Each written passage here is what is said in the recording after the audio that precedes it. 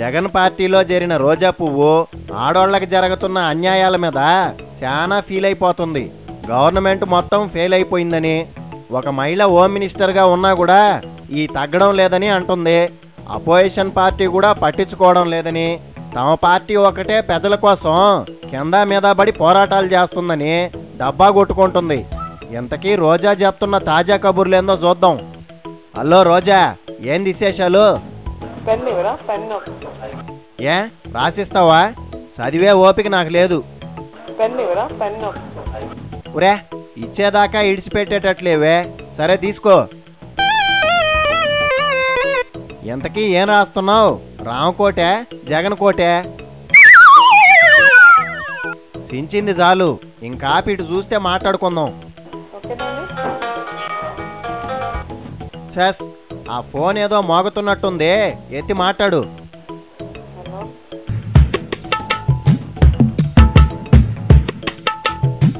ఇంటికాడి నుంచేనా? కాసేపు మాట్లాడుకుందామంటే ఈ డిస్టర్బెన్స్ ఒకటి. రెడీగానే ఉన్నా, ఇంక మొదలు పెట్టు. రెడీయా అంటావు, మళ్ళా ఫోన్తో ఆటలేంది. ఇటు చూడు.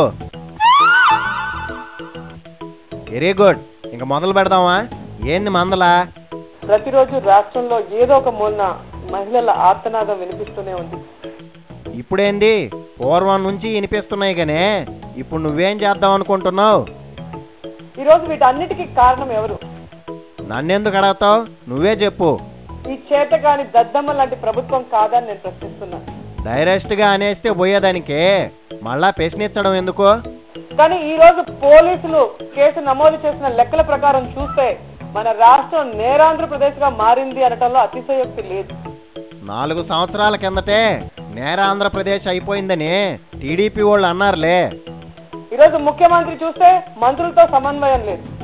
పార్టీ నుంచి వెళ్ళిపోతున్న వాళ్ళని బుద్ధగించడంతోనే సరిపోతుంది. అయినా నిన్నెవడు చూడమన్నాడు? మంత్రులకు చూస్తే అసలు వాళ్ళకి ఇచ్చిన శాఖల మీద పట్టు లేదు, అవగాహన లేదు. అబ్బచ్చా, అసలు నీకు పాలిటిక్స్ అంటే అవగాహన ఉందా రోజా? అలాగే హోం శాఖ మంత్రి సవితా ఇంద్రారెడ్డి గారు, ఒక మహిళ హోం మంత్రి అవగాహన మేము అందరం చాలా సంతోషించాం. నిన్నెవడు సంతోషించమన్నాడు?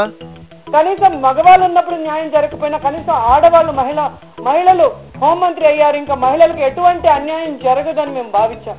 వడ్డా అమ్మా బడవా, అన్ని చోట్లకి మినిస్టర్ వెళ్ళి ఏం చేస్తుంది?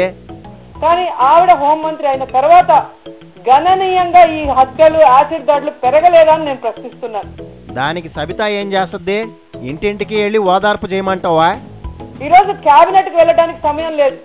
హోంమంత్రి కేవలం హోంకే పరిమితం అయింది. ఆడవాళ్ళని ఎట్టాగో హోమ్ మినిస్టర్ అంటారు కదా. ఈరోజు రాష్ట్ర ప్రజలు ఎవ్వరికి కూడా ఈ ప్రభుత్వం మీద నమ్మకం లేదు. అసలు ప్రభుత్వం ఉందా లేదా అనేది అర్థం కాని పరిస్థితులు. నమ్మకం ఉందో లేదో తర్వాత తెలుసుకోవచ్చు గానే ఇప్పుడు నువ్వేం చేస్తావో చెప్పు. నేరస్తులకైతే అసలు భయమే లేకుండా పోయింది. అందుకే ఓదార్పులు, యాత్రలు అంట జనాల్లో ధైర్యంగా తిరుగుతున్నారంటావా? కాబట్టి ఇలాంటి హోంమంత్రి ఉండటం నిజంగా మహిళలుగా మేము సిగ్గుపడుతున్నాం. ఇది ఒక సిగ్గుచేటుగా భావిస్తున్నాం. మరీ అంత సిగ్గుపడబాకలే, కొంచెం దాచుకో. ఇంతకీ ఇందాక పెన్ను తీసుకొని ఏం చేశావు?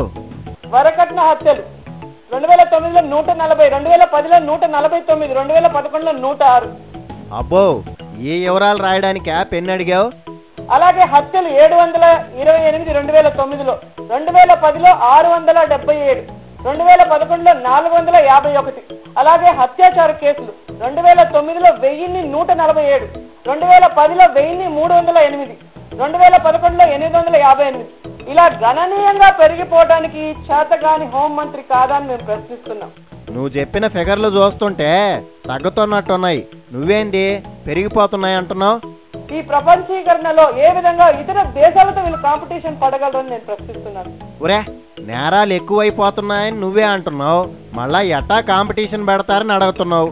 అసలు ఏంది నీ బాధ? ఈరోజు ప్రధాన ప్రతిపక్షం తెలుగుదేశం పార్టీ. మధ్యలో అదెందుకు వచ్చింది? వాళ్ళు పోటీ పడకుండా చేస్తున్నారా? జగన్ గారు కానీ జగన్ పార్టీ వాళ్ళు ఏవి చెప్పినా కూడా ప్రభుత్వంలో ఉన్న వాళ్ళు తీసుకునే పరిస్థితుల్లో లేదు. ఓ పని చెయ్యి, నువ్వు వెళ్ళి కాంగ్రెస్లో చేరినట్టు నటించి అన్నీ చెప్పు, చేసేస్తారు. ఎదవసో దాపే గవర్నమెంట్కి మెజారిటీ లేదంటున్నారు కదా, అవిశ్వాసం పెడతారా? అవిశ్వాస తీర్మానం పెడితే ఖచ్చితంగా ముఖ్యమైన ఇష్యూస్ మీద వాళ్ళు డిస్కస్ చేస్తారు. ప్రభుత్వం కూలదోయటం కాదు, అసలు ఇష్యూస్ మీద డిస్కస్ చేసే సమయాన్నైనా మీరు పొందగలరని చెప్పినా కూడా అడిగిన దానికి డైరెక్ట్గా ఆన్సర్ చెప్పడం నేర్చుకో. మీ వాళ్ళు 26 మంది రాజీనామా చేశామంటున్నారు కదా, వెళ్ళి గవర్నర్తో చెప్పమను. ప్రభుత్వాన్ని పడగొట్టాలి అని మేము తెలుగుదేశం పార్టీ కూడా చెప్పట్లేదు. అబ్బో, ఒకవేళ పడిపోతే వెంటనే ఆ కుర్చీలో కూర్చుండిపోదామని చూస్తున్నారేమో. అదంత ఈజీ కాదు రోజా. ఉన్నప్పుడే భయపడి పని చేస్తారు.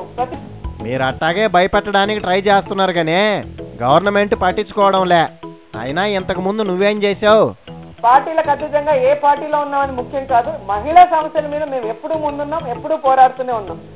అబ్బా, మేము చాలా చూసాం గానే ముందు మీ పార్టీ పరిస్థితి ఎట్టా ఉందో చూసుకో, ఆ తర్వాత మిగతా